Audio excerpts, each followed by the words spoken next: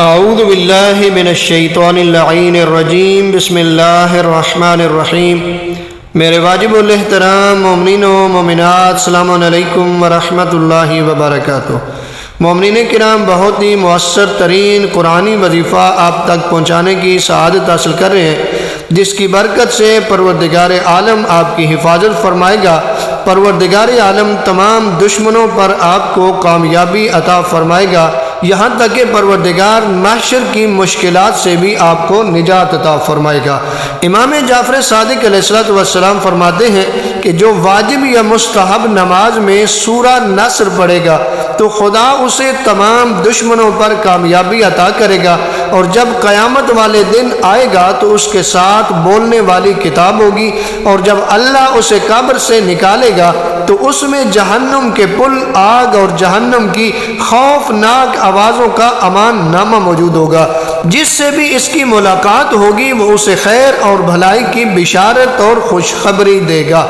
اگر آپ چاہتے ہیں کہ آپ کثیر المال ہو جائے، رزق کی مشکلات دور ہو جائیں، رزق حلال پروردگار آپ کو وسیع عطا فرمائے، تو نبی اعظم کا دیا ہوا ایک وظیفہ یہ کیا کریں، پروردگار آپ کو مالا مال فرما دے گا۔ نبی اعظم کا دیا ہوا وظیفہ یہ ہے کہ ہر روز سورہ کافرون، سورہ نصر، سورہ توحید، سورہ فلق اور سورہ ناس، یعنی یہ 5 سورتیں بسم اللہ کے ساتھ آپ ہر روز بلا ناغہ پڑھا کریں، تو پروردگار آپ کو رزق حلال وسیع عطا فرمائے گا، کثیر المال فرما دے گا۔ نبی اعظم نے ایک شخص کو یہ وظیفہ دیا تھا تو اس نے نبی کے فرمان پر عمل کیا تو کثیر المال ہو گیا، حالانکہ وہ کہتا ہے کہ میری حالت مالی اعتبار سے اچھی نہ تھی۔ شب 24 ماہ شعبان المعظم کی نماز، یعنی 23 اور 24 کی درمیانی شب کی نماز، نبی اعظم صلی اللہ علیہ وآلہ وسلم بیان فرماتے ہیں کہ 24ویں شب کو 2 رکعت نماز پڑھیں، یعنی 23 اور 24 کی درمیانی شب کی نماز کتنی ہے؟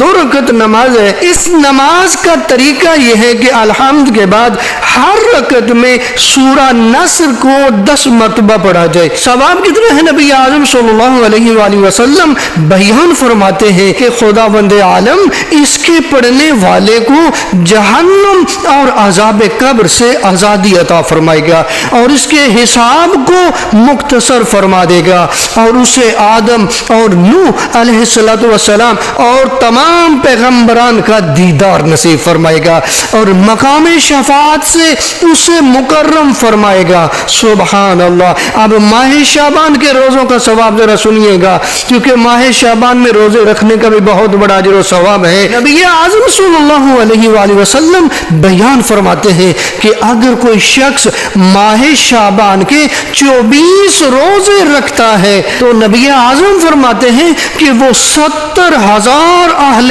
توحید کی شفاعت کر سکے گا۔ سبحان اللہ، وہ 70,000 اہل توحید کی شفاعت کر سکے گا۔ کیا مقام ہے، کیا مرتبہ ہے اس شخص کا جو ماہ شعبان سے استفادہ کرتا ہے، ماہ شعبان میں اپنے خدا کو جو راضی کرتا ہے، ماہ شعبان میں قیام کے ذریعے، صیام کے ذریعے اپنے پروردگار کو راضی رکھتا ہے۔ پروردگار اسے کیسے نوازتا ہے، کتنے انعام و اکرام عطا فرماتا ہے۔ سبحان اللہ، کیا مقام ہے اس شخص کا۔